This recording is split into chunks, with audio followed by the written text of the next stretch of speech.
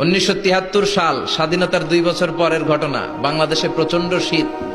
বঙ্গবন্ধু গোটা বিশ্বের নেতাদেরকে আহ্বান করলেন, শীতে আমার উত্তরবঙ্গের লোকগুলো মরে যায়, বুড়া মানুষগুলো, আপনারা কম্বল পাঠান।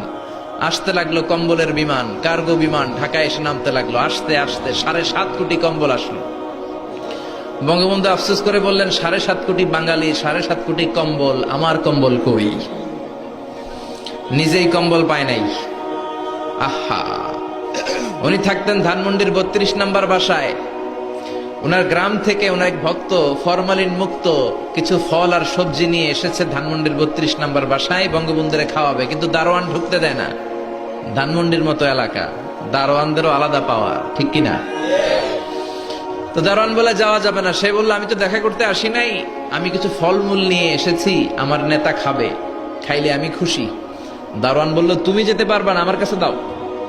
দারোয়ান নিয়ে বঙ্গবন্ধুর কাছে যেয়ে বলে, আপনার এক ভক্ত গ্রাম থেকে আসছে ফরমালিন মুক্ত ফল আর শাকসবজি নিয়ে, আপনি গ্রহণ করেন। বঙ্গবন্ধু খুশি হয়ে গেলেন, বললেন, যাও, এই 20 টাকা ওই কৃষককে দিয়ে আস। দারোয়ান এই 20 টাকা নিয়ে যাওয়ার সময় ভাবে, বঙ্গবন্ধু যে আমারে 20 টাকা দিছে কৃষককে দেওয়ার জন্য, বঙ্গবন্ধু যে দিল এটা তো কৃষক জানে না, এক কাজ করি, 10 টাকা আমার পকেটে রেখে দেই। তো বাংতি করে 10 টাকা পকেটে রেখে বাকি 10 টাকা নিয়ে কৃষককে বলে, এই নাও। বঙ্গবন্ধু খুশি হয়ে তোমাকে 10 টাকা দিয়েছে। কৃষক বলে, না, টাকার জন্য তো আমি আসি নাই, টাকা লাগলে তো আমি বাজারেই বেচতে পারতাম, যেরকম, ঠিক কিনা? আমি এসেছি আমার নেতা খাবে, এমনি খাবে, টাকা লাগবে কেন? খাইলেই আমি খুশি।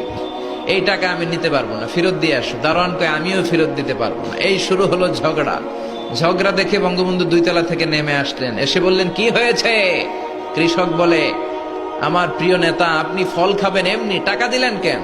টাকা লাগলে তো বাজারেই বেচতাম, এই টাকা আপনি ফেরত নেন, এই নেন আপনার 10 টাকা। বঙ্গবন্ধু কয়, 10 টাকা? আমি তো দিছি 20 টাকা। কৃষক বলে, না, আমি পেয়েছি 10 টাকা। বঙ্গবন্ধু আর বুঝতে দেরি হলো না, এটা দারোয়ানের কারসাজি। কিরে দারোয়ান, এই কাম করছস? দারোয়ানের মুখ দিয়ে কোনো কথা নাই। বঙ্গবন্ধু বুঝে ফেললেন আর আফসোস করে বললেন, যেই দেশে 20 টাকার নোট 2 তলা থেকে 1 তলায় নামতে নামতে 10 টাকা হয়ে যায়, ওই দেশে আর কিছু থামানো গেলেও দুর্নীতির লাগাম ধরে টান দেয়া যাবে না। চিল্লায় কোন, ঠিক কিনা? এজন্য উনি আফসোস করে বলেছিলেন, কোন দেশ পায় সোনার খনি, কোন দেশ পায় তেলের খনি, আমি পেয়েছি চোরের খনি। মুসা আলাইহিস সালামের পায়ের মধ্যে লাল পিঁপড়া কামড় দিছে, প্রচন্ড ব্যথা পাইতেছে আর ডলতেছে আর রেগে গেছে। রেগে তাকে দেখে এদিকে লাল পিঁপড়ার বাসা, যে পা দিয়ে ডোলে সবগুলোর মেরে ফেলছে। তো ঘটনাটা ছিল, মুসা আলাইহিস সালাম আল্লাহকে জিজ্ঞেস করছিলেন, এই ঘটনাটা আল্লাহ কেন ঘটাইছে। আল্লাহকে জিজ্ঞেস করছিলেন, আল্লাহ, আযাব যখন কোন এলাকায় পাঠান তখন তো শুধু জালিমরাই মরে না, ভালো লোকগুলাও তো মারা যায়, তো এই আযাবে ভালো লোকগুলা কেন মরে?